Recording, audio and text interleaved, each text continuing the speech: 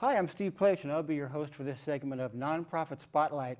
This is a show we're producing here at CTV that really focuses on local nonprofits who are doing such great work in our community. I'm delighted to have with me today Dan Haifley from O'Neill Sea Odyssey. Dan, you and I had done some work in the past with Save Our Shores, so it's wonderful to see you again. We were passing out some plastic bags, as I remember, at 41st Avenue. That's right. Actually, we're at the main entrance in front of Starbucks there at 41st Avenue. Yeah. And it was great because we were passing out reusable bags, and many folks at that point were not familiar with the concept. Right. People are very busy in their lives, so we really had a chance to talk to a lot of people, hundreds of people, I think. Very rewarding experience. And I remember one of us was the bag monster. That's right. A day's worth of plastic bags on one person. It's quite a sight. And I've heard you say that that's an opportunity for a retail experience with people to really, get together with them one-on-one and explain to them the importance of why plastic bags, should be used and the impact on the environment and that kind of thing. Right. Yeah, of course, 80% of the ocean pollution comes from on land. Yeah. Much of it's plastic. Most of the ocean pollution are small particles of plastic. Yeah. They don't biodegrade, they photodegrade, so they retain their synthetic properties but get smaller. Right. Very difficult problem in the marine environment.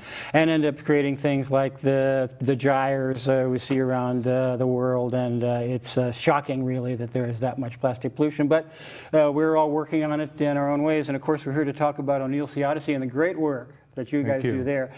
We have a roll-in we'd like to take a look at to give our viewers an idea of kind of the work you do and some of the folks who do the work. So let's take a look at that. Thank you.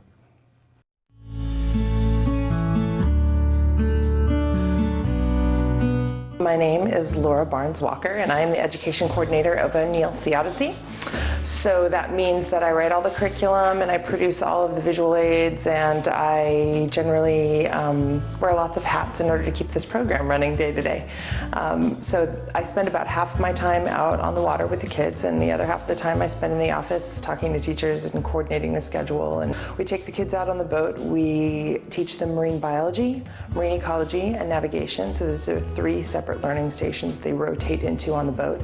And then we come back to this education center and we do the follow-up lessons in those three subjects up here in a more stable environment where we can go a little bit more in depth with chart work for navigation. In ecology, we have a watershed model that we work with in order to help them understand how watersheds affect the ocean. And in marine biology, we take the water samples, the plankton samples that we've taken on the boat, and we can put them under the microscope and put them on a big screen TV here to do plankton identification. There's a lot of environmental education that doesn't take the kids actually into the environment you're studying. And I can talk about the kelp forest till I'm blue in the face, but it's very different when the kids are laying on the net, looking down into the ocean and seeing the kelp forest go by underneath them. They learn more from that than anything. The other thing that I love more than anything else about my job is probably looking at plankton and identifying plankton and watching the plankton go by, taking plankton samples, watching it change from day to day with the weather, and watching the kids realize that in 5 drops of water there can be hundreds to thousands of microscopic plants and animals that they never even knew existed, and how those things are the key to the health of the entire ocean environment. Hi, I'm Tim O'Neill, and I'm the captain of the O'Neill Sea Odyssey boat, and it's a great program. I'm really excited for it. My name is Adam Steckley. I am the operations coordinator for O'Neill Sea Odyssey. I get to do hands-on work with the students through teaching marine ecology, navigation, and marine biology. Working with the students is wonderful. It's a unique experience to be able to introduce students to an area, the ocean, the near shore environment, the kelp forest, the animals at the surface of the ocean, to introduce them to that in a way that opens their eyes, enlightens them into something, a new experience, something they haven't seen or done before. It's also nice to be able to work with students who don't see the importance of math, maybe, teaching them navigation and connecting or making that connection for them to using a science or a skill that they've been learning about in class and applying that to a real life experience. Something that I really enjoy about our program is the model of bringing students here for free but making them appreciate and understand that they're earning their trip through a community service project. And so we're not just, in a sense, here in the Santa Cruz Harbor, but we have, or O'Neill Sea Odyssey has, a broader reach within the community and the Central California region of the different counties and schools that we serve and districts, where they're taking the lessons that they learn here and using that to better their community through their community service project, maybe through a habitat restoration program. My name is Julia Schubert. I am a senior at San Jose State University, and I'm majoring in environmental science, focusing on habitat restoration. Kind of do stuff behind the scene. Every once in a while I get to go out on the boat and see the action of the instructors, and when they're teaching the kids and when they see something cool, like when Laura turns on the slides and they get to see the plankton from the samples of the water that they picked up, and they see what's really in that water and you see that light go on. It's really cool to see how much they learned and how much they picked up on how important the environment is. So usually at the end they'll write a little pledge about how they're gonna save the environment or pick up trash or turn the lights off when they leave, and it's good to know that we're actually getting through to them. And the best part is some of them will say that their goal in life is to be like us in the future. So we're really preparing the stewards of the marine life one day, which is really, really great. Everyone is really wonderful here, so I hope I never have to leave.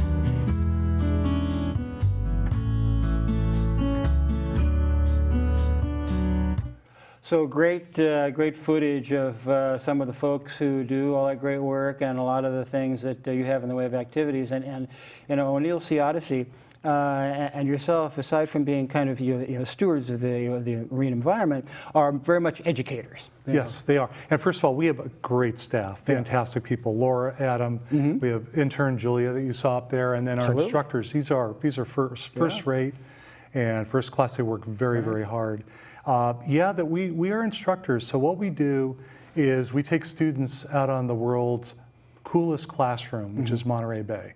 And that boat that you saw there, that's the Team O'Neill Catamaran. That's the primary platform that we use. And also we have an education center back at the Santa Cruz Harbor lab where the kids will do the follow-up lesson. So we used that last year 207 times for 207 school classes. Over 5,500 kids used our program, and the program is free to the schools. Oh, wonderful. And we also pay for bus transportation for the lower income schools. So we have, if you look at the income levels of the students that use our program, it reflects California. Right. It really does. So we're very proud of that. So how would the students actually be able to get involved with this? What's kind of the process that they go from their classroom to out on this beautiful boat and really learning more about our natural design? Thank you. It's a really good question. So May 1st of the previous year, Laura Barnes, who you saw in the program, she will make live the application on our website. So teachers will go and apply to our program. And then after getting those applications, she'll match those with the various funding sources that we've raised. And we'll communicate with the teachers. Every class does a community service project. And also every class is given the opportunity to use classroom-based curriculum that we provide, that we have created for them, and it's Common Core aligned as well as federal and state standards aligned. So for many of these schools, they're able to integrate our field trip into their ocean science programs. And again, these are 4th, 5th, and 6th grade schools. So that's the range.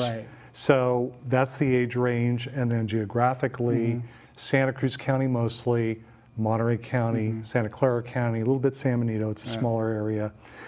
So the teachers will prepare their class for the program, and we have the tools and materials to do that. And then the day of the field trip, they'll come out, they'll come up to our education center, put life jackets on them, take them out on the boat, and then we'll go through this 3-station rotation. So we actually have 3 instructors.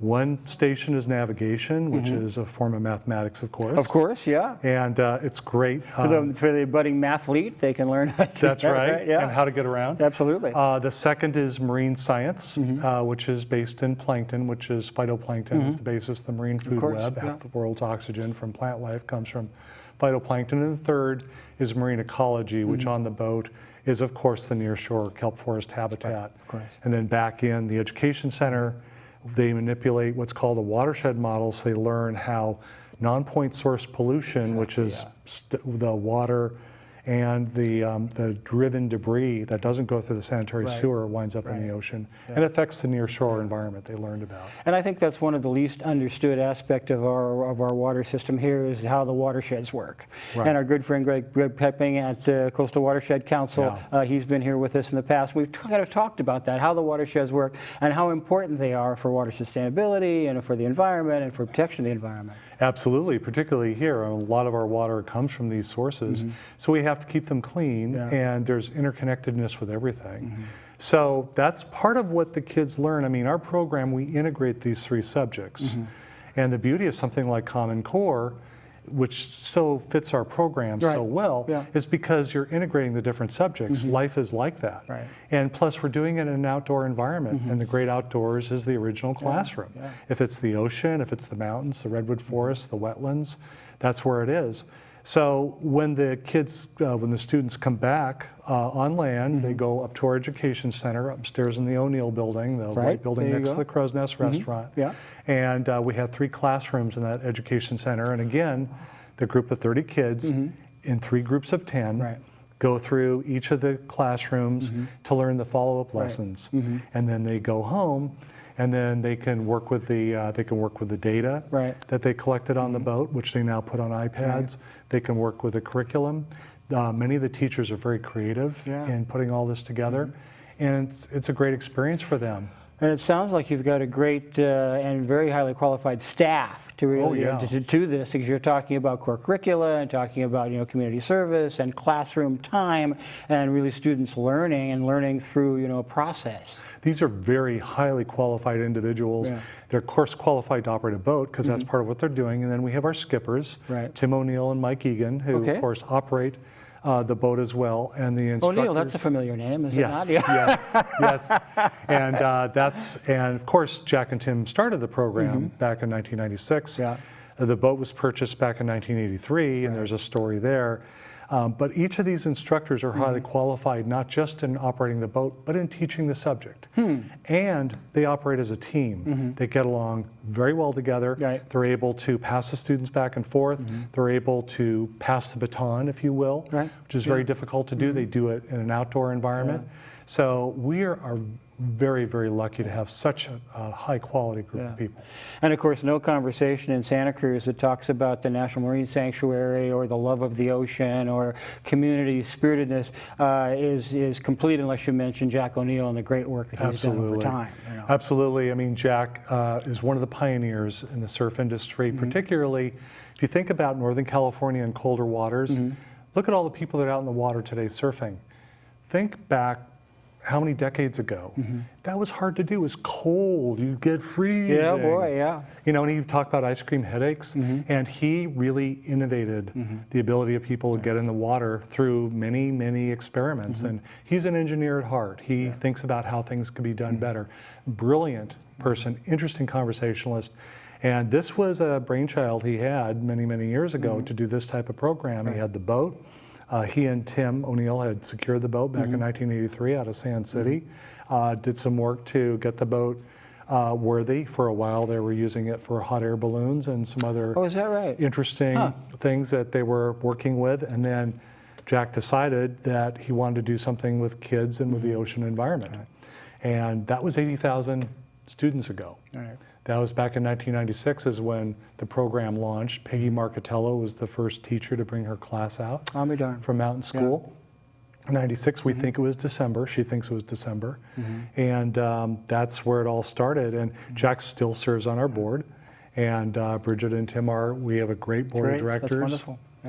So it's great to be part of that legacy. And so you have the kind of the navigational part of it, and there's the marine biology part of it, and there is also, I'm sure, some education about the dangers of plastic pollution and introducing them to the gyres that exist and things like that, kind of a worldview of how this is being affected. And that's an interesting point, the World Gyres. There are 5 gyres, and Laura Barnes of our staff put together, based on data from the University of Wisconsin and some other products, put together this incredible chart that's on our wall, and it can actually serve 2 purposes. One is to describe those gyres where you have large, and this is overgeneralizing, circular convergence, some current zones where trash can start to move and get absorbed into the water column.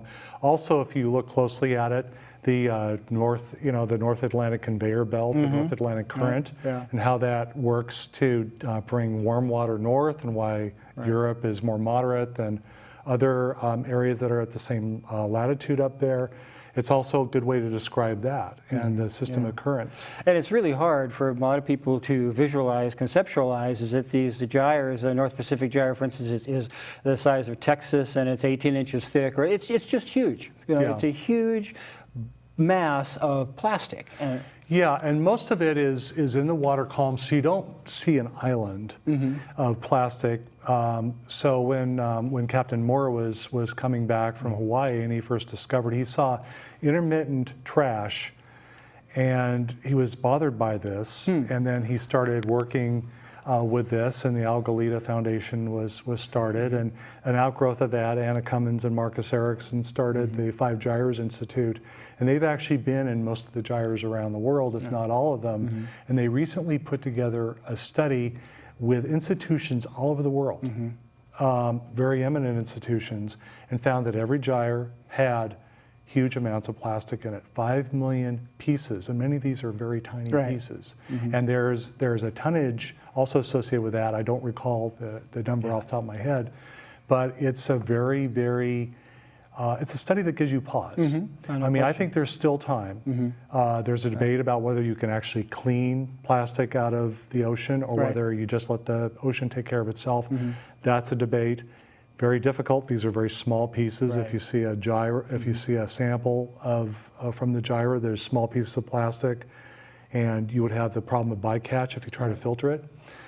So good minds are working on this, though. And I know there was some thought at one time of trying to burn it in some process that actually creates it into some reusable energy of some kind. And people, as you say, there are good people exercising, their minds on trying to figure this out. But tell us a little bit about the Catamaran, about the boat. That's fantastic. That's just fascinating to me, having seen it out, in the bay, in the harbor. It's interesting. It's 65 foot long, 28 feet wide, and it can hold up to 49 people. So we'll have 30, 35 students on the boat, sometimes less. We'll have chaperones on the boat. We'll have our staff, our instructors, the skipper, of course, and then we'll have a couple of guests. And it's great because the kids can move around. The 3 stations I talked about can move around. There's plenty of room to do that. And the boat was actually, as I mentioned, purchased in 1983 from somebody over in Sand City. They closed down, the story is they closed down Del Monte Boulevard, got it into the water, hauled it over here late one night, and then Joel Woods and others began working on that boat and getting it seaworthy, and this was back in the early 1980s. So it was a labor of love. And the boat, it's carefully maintained, has a long storied history, as does the building. But it's a great legacy for us, but the boat's very stable. It's a great learning platform for the kids. And of course, the boat's also available for private charters, through on weekends and in evenings too. Again, stable. It's a catamaran. So, and again, it's worth mentioning that anybody who knows anything about Santa Cruz and the marine sanctuary and the ocean knows what a great ambassador you are. Well, thank you. And for O'Neill Sea Odyssey. And what's your day like, when you're organizing and working with O'Neill Sea Odyssey? Well, actually, and unfortunately, I don't get to spend much time on the boat. Wonderful staff that does that. And most of my time is actually spent out in the community.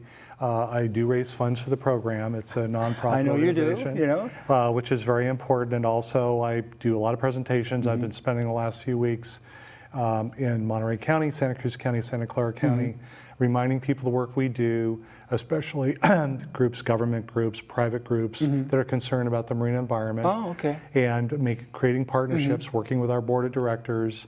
There are some administrative things to do, make sure that we comply with IRS rules for nonprofits. So a typical day, every day is different. The last few days I spent a lot of time on the road. And sometimes that's enjoyable, but I love it when I get to go out on the boat. So you talk about how the kids engage in these wonderful programs. How are you able to get the civic community, the business community, the governmental agencies involved?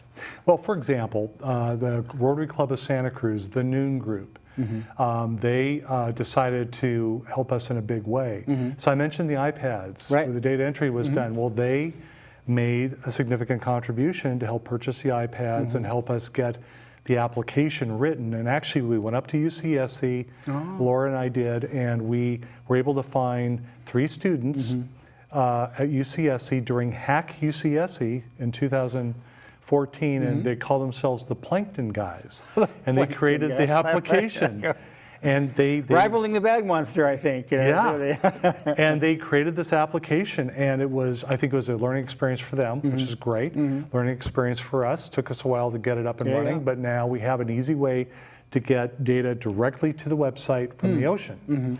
And so the Rotary Club of Santa Cruz came in a very big way on that. That's one example of many examples where business people, where philanthropists and others get involved. We do receive some funds from non-point source pollution funds from some government agencies. We receive foundation grants, of course, from many small and large foundations. Many individuals support us. $10 a year, $50 a year, $1,000 a year. So it all adds up. The more diverse your fund base is, the better off you are. And additional to the trained professionals we were talking about, the teachers and those folks, you also have some volunteers that are really helping you out over there. We do, and particularly we have events that involve the community in our program. We do mailings, we do work in the education center that I talked about. We've had some of them do data entry. So one of the things we also do is we measure the impact that we have on these students, both on an annual basis. We work with Applied Survey Research. We do a survey before and after the program. Indeed, yeah. And we look at the difference between what they comprehend before the program and after the program. It's significant. Low-income kids catch up with higher-income kids as a result of our program. So many of our volunteers will work with that as well. And then we had a long-term study as well that was done looking at what students retain 5 to 7 years after our program. And one very good volunteer is actually one of our instructors, worked on that. It's a volunteer project because we worked on it for 3 years. You can mention a name if you like. Lauren Hanneman. All right, Lauren. Did a great job. And so that was a labor of love. So there are so many people. Then our board members, they're all volunteers, and they give and they raise money. And that's wonderful. And let's remind folks, how they can contact O'Neill Sea Odyssey, how they can make a donation if they like, how they can get involved if they'd like to. That's a really good question. That's a really good question. So it's O'NeillSeaOdyssey.org. And you go and you see the homepage, and you'll see the photos of the students on the boat and in the classroom. And below, on the right-hand side, it'll say Donate Now. You can go there. You can also learn about our program. There's several drop-down menus. You can learn about the educational aspects of our program. You can learn about the history of our program. We have a blog, things that are going on. We're working on a bill in Sacramento on outdoor education. Oh, is that right? You can learn about that. Excellent. Yeah, Assemblymember Mark Stone has been carrying a bill this year, AB 988, which would create an outdoor education fund, particularly for lower income students. I'll be darned. Public spaces, be they forests or meadows or wetlands or ocean. And this bill has made it farther than any of the previous 5 attempts. And it's because they found a dedicated source, and I was just up there a couple weeks ago with Mark. We testified in the Senate committee. Bill Monning voted for the bill, our state senator. And it's very interesting because it's a good chance to educate. We've had Republicans and Democrats supporting this bill. And sounds like a bipartisan issue to me. It is. And there was a farmer who's a Republican who heard the testimony, was impressed, and supported the bill. I mean, it really cuts across. Because these are science programs, essentially, these outdoor programs. They're not political in any way. Sometimes they're environmental outcomes that are a logical result of the science. But it's also a great way for kids to connect with the science because it's right there. And certainly we know that you'll have continued success as you move forward. What's the future holding for O'Neill Sea Odyssey? Well, I mentioned we're at 80,000 students now. Our goal as a board of directors and staff agreed that by the year 2018, we'll try to reach 100,000 students. We have another interesting thing too, 100,000 students on the boat, but we just developed something called a virtual program. So these are 3 10-minute video clips that condense our program with students asking questions for those schools, say if they're in Idaho, Colorado, New Mexico, who can't come to our program but want to get a synopsis and learn what our students learn on the boat and in the classroom. That's fascinating. So we're going to deploy that probably next year as a tool. Of course, it doesn't replace going on the boat. It's not an experiential program as ours is. Hands-on makes a big difference. But if you can't do it, it's the next best thing. What a wonderful concept to make that available to people who aren't physically able to be there and do that and enjoy, the things that we can enjoy here. That you and I don't take them for granted, but and no one should really. And speaking of hands-on, also there's a wonderful couple, Tom and Judy Webster, who've been sailing for years, and they had a son, Adam Webster, who had cognitive challenges. And I can relate to that because my daughter has cognitive challenges as well. And he used to enjoy going sailing, and it was very much a tactile experience for him. That's wonderful. And it was a wonderful experience. So they are replicating that through something called the Adam Webster Fund at O'Neill Sea Odyssey. So we're able to get students of different types of cognitive abilities to participate in our program, and we can modify the program to meet their special needs in every case. And it's wonderful because the staff really enjoy it. Oh, that's great. And they get to connect with these students in a very particular way. Well, Dan, thank you so much for all of your good work, and great to see you again, and much good luck and success in the future with O'Neill Sea Odyssey. And folks really should go to the website, take a look at it, and support this wonderful work you're doing. Thanks so much. Thank you so much. Good to see you again. Nice to see you. All right, that's been this segment of Nonprofit Spotlight. Tune in again next time when we will be highlighting another wonderful community nonprofit doing great work, much the same as our good friends at O'Neill Sea Odyssey. See you next time.